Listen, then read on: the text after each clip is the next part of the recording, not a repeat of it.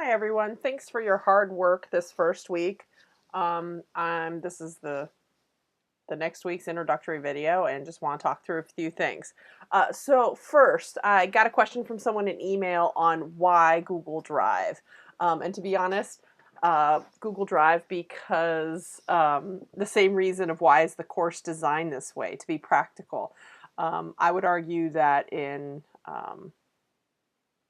most, or in a lot, let's put it that way, in a lot of business and industry environments, you're more likely to come across document sharing applications and even synchronous editing applications that you will need to use compared to something, say, like Blackboard. And so on some line level, this is just about being in an environment and understanding how to use this environment that might actually be useful in both future classes and in your workplace.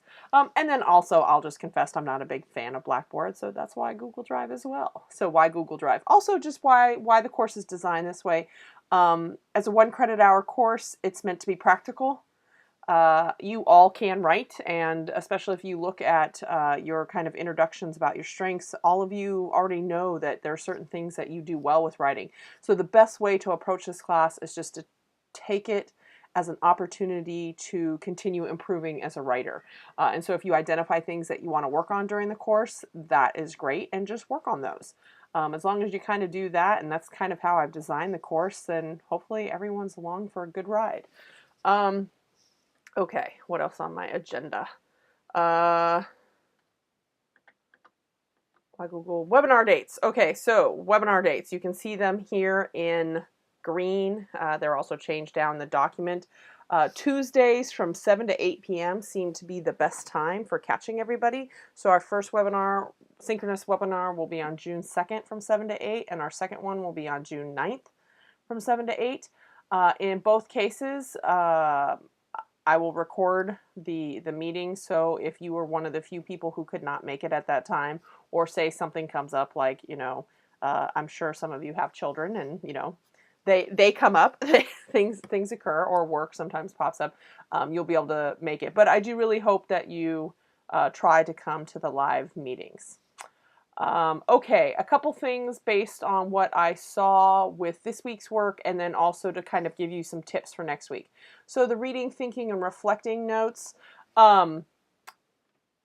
So please try to engage with most of the readings for the week. Realize this is kind of the place where I get a sense of whether or not you did the readings. Don't forget that you need to engage with 3 different content options. That doesn't mean you have to do 3 for all of the readings, just over all the notes. So you might, do each reading and do a different content option. But more importantly, please make sure you remember that you have to have 2 formatting options. One thing I'd really like you to work on is hyperlinking.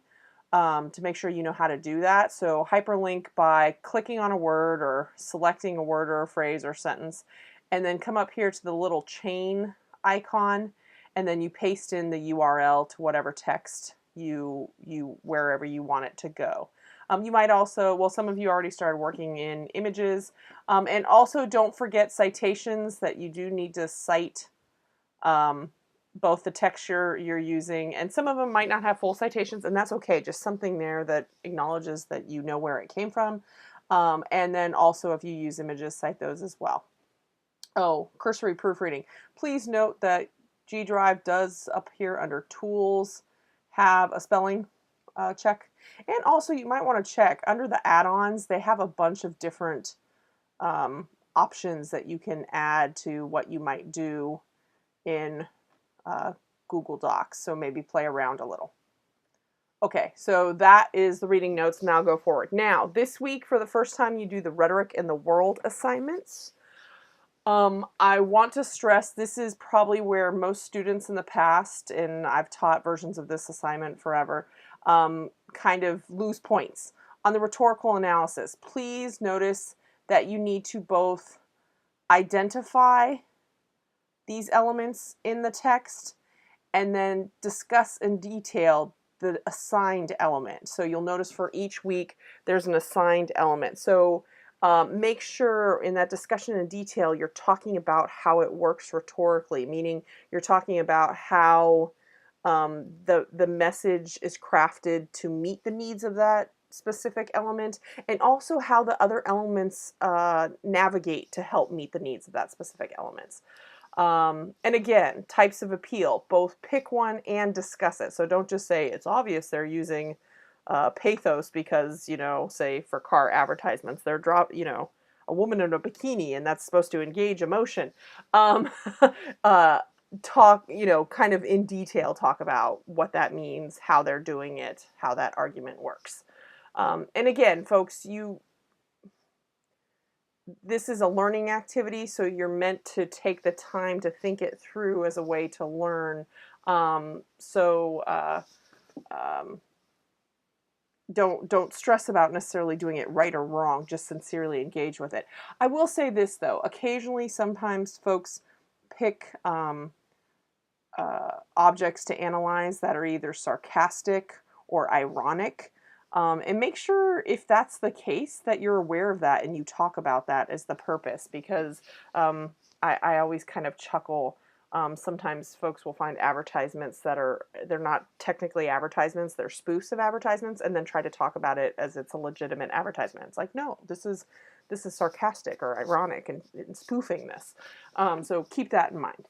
And like with the reading notes, I will read them, give you feedback, and if I'm wanting a little more, you'll get a little prompting and you'll have the ability to revise and resubmit. I think that is it for this week.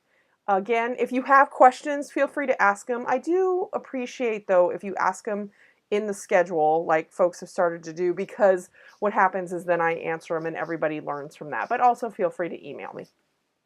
Have a wonderful week, and I hope you're having a good Memorial Day weekend.